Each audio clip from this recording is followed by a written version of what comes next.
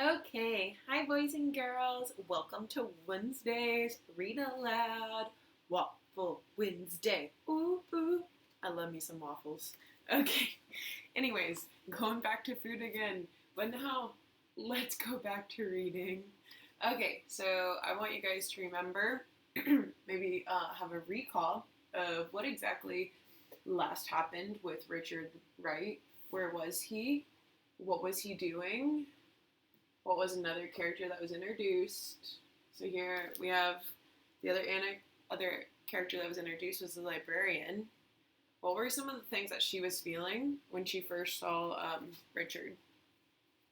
She was feeling kind of skeptical. She was like, "Why are you in here?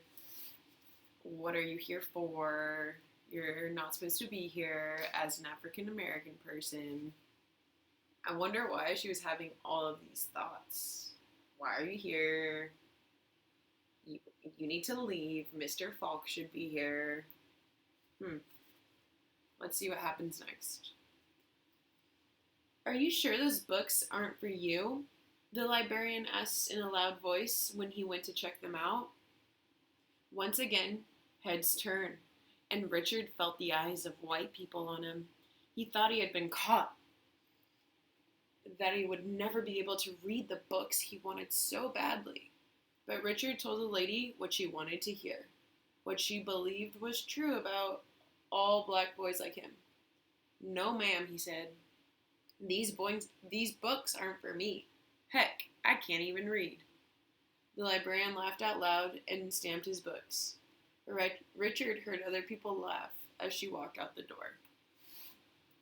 So that's interesting that Richard knew what people wanted to hear, he knew what the librarian would accept, and he knew how to appeal to her. But what he said that makes Miss Martin and probably you think, why did the librarian and the other white people want to hear that Richard couldn't even read? Why? Take a second and think about that. I think the white people and maybe the librarian wanted to hear that because of the systems that were in their society. The systems that said, oh, black people shouldn't even have the opportunity to come into the library. Those systems have been horrible, and they were horribly placed within our society. Those systems were used and created so that white people and other people could have power. Remember, reading can help you to have power. And that's why the white people didn't want the African Americans having the opportunity to go into libraries, maybe. It's an inference Miss Martin's making. That night in his room, Richard read until the sun dimmed the electric light. He read the words of Dickens, Tolstoy, and Stephen Crane. He read about people who had suffered as he had, even though their skin was white. They longed for the same freedom Richard had spent his life trying to find.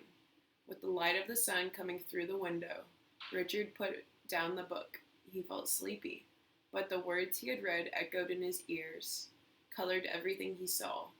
He wondered if he would act differently, if others would see how the books had changed him. Richard knew he would never be the same again.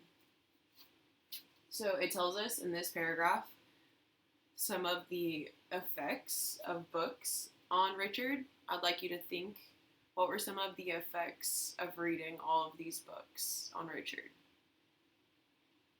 One of the effects I see is that Richard is able to connect with other people, even though these other people, they were white too. He's able to connect with a white person because both of them, the person in the book and him, had been fighting for freedom. So that's interesting. He became aware of that. It wasn't just him and other black people that had fought for freedom. It was white people also in the past. In those books. It was those white people in those books.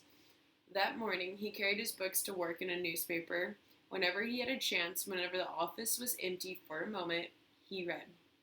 Mr. Fogg walked over, pretending that he was asking Richard to go and pick up his laundry for him. "What'd you get?" he asked under his breath. Richard opened the newspaper and showed him. Jim seemed shocked at first, but then a smile came over his face. "Those are powerful books, Richard," he said. "Those books will stay with you for the rest of your life. But for now," he said, looking around the office, "you should keep them to yourself." I want you to make an inference based upon this text clue. The last thing that Mr. Jim said is he said you should keep them to yourself, the books.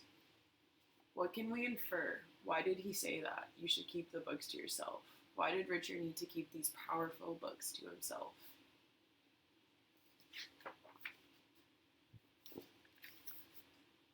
Richard tried to do just that, but as the time for the journey north came closer, he didn't care who saw him reading.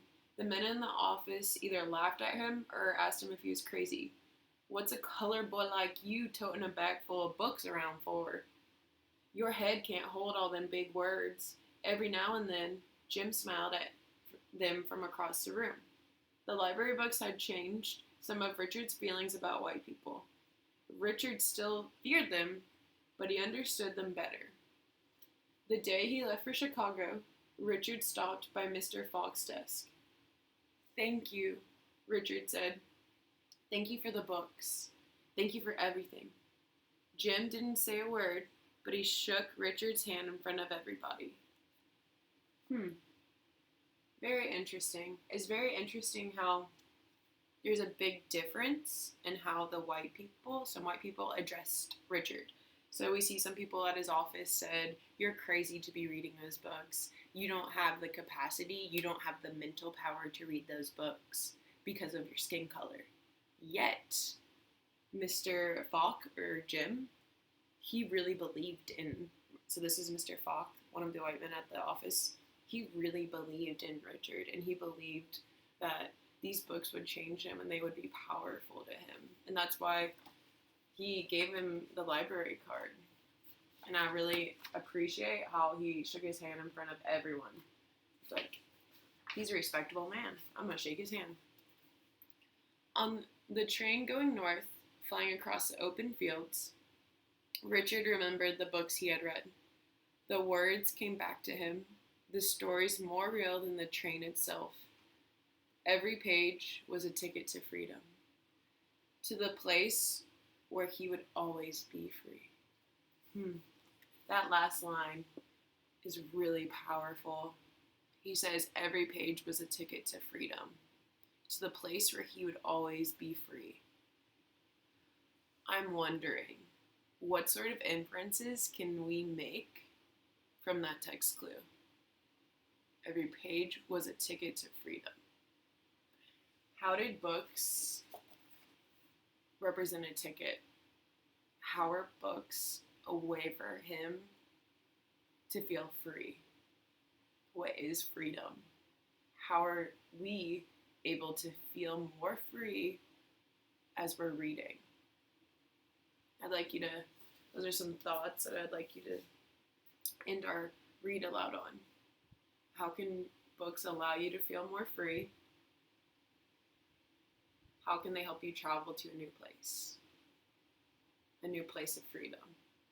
It's really what Richard felt like with books. So this completes our read aloud. If you would like to do the extension, do some more research on Richard Wright, I highly suggest it. Maybe do a little book about him. That would be awesome for me to see and for you to show the class on a Zoom call. Thank you for reading with me, and I hope you have a great Waffle Wednesday.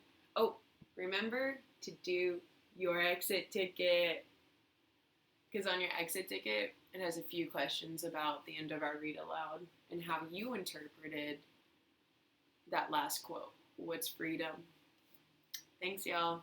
Have a good Wednesday.